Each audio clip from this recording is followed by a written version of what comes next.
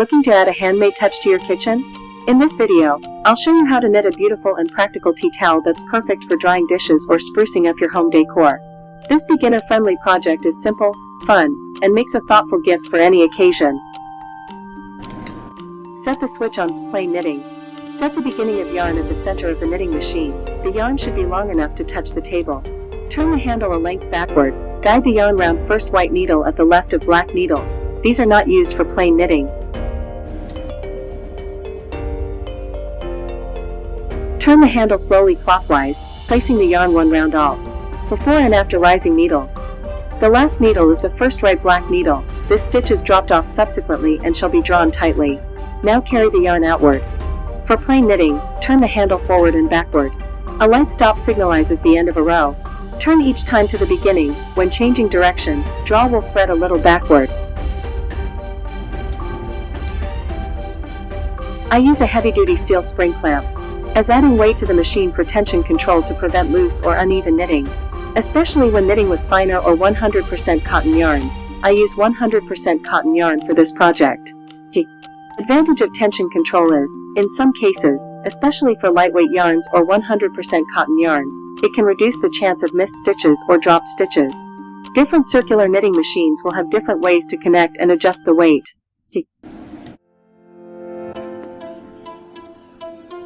After completed 24 rows, cut the working yarn. Leave a long tail, about 3 to 4 times the width of your panel, for binding off. Manually remove stitches. Use a knitting needle and the working yarn to pick up each stitch from the machine hooks as you crank slowly.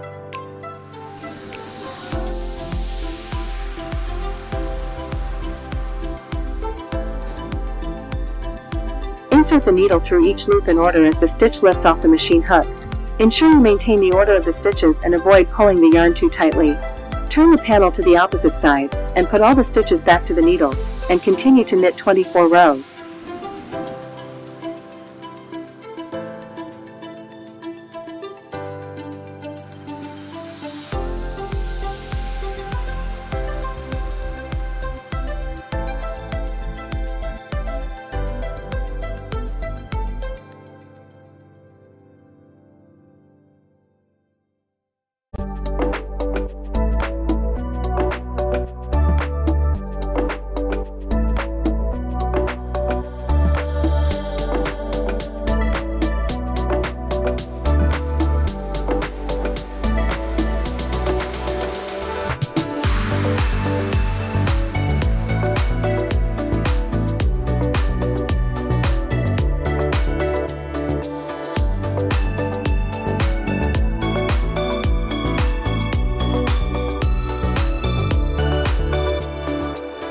Steps for binding off.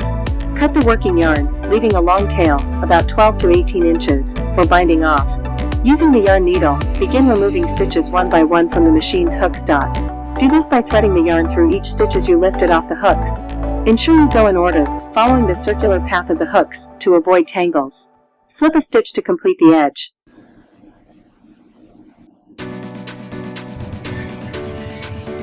Steps to cast off purlwise. Purl the first 2 stitches. Insert the right-hand needle into the first stitch on the left-hand needle as if to purl. Purl the stitch and transfer it to the right-hand needle. Purl the second stitch the same way. Pass the first stitch over the second. Using the left-hand needle, or your fingers, lift the first stitch on the right-hand needle over the second stitch and off the needle. You will now have 1 stitch remaining on the right-hand needle.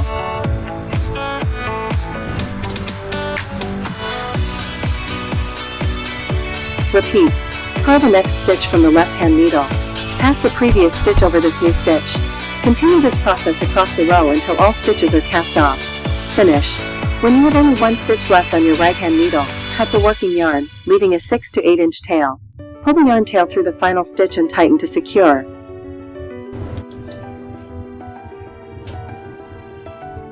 Tips. Keep the tension relaxed to avoid a tight edge. You can use a larger needle to cast off if needed. Casting off purlwise creates a smooth, bumpy edge that blends well with purl stitches or reverse stockinette fabric.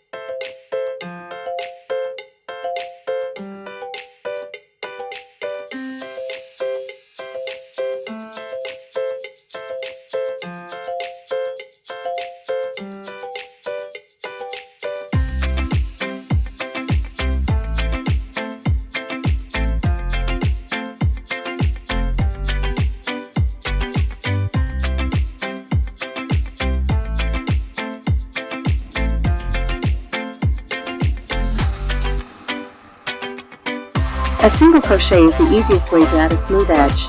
Insert the hook into the next stitch or edge space. Yarn over and pull up a loop, 2 loops on the hook. Yarn over and pull through both loops. Repeat this around the edge. When you reach a corner, add 3 single crochets into the corner stitch to help it lie flat. Join around with a slip stitch into the first single crochet.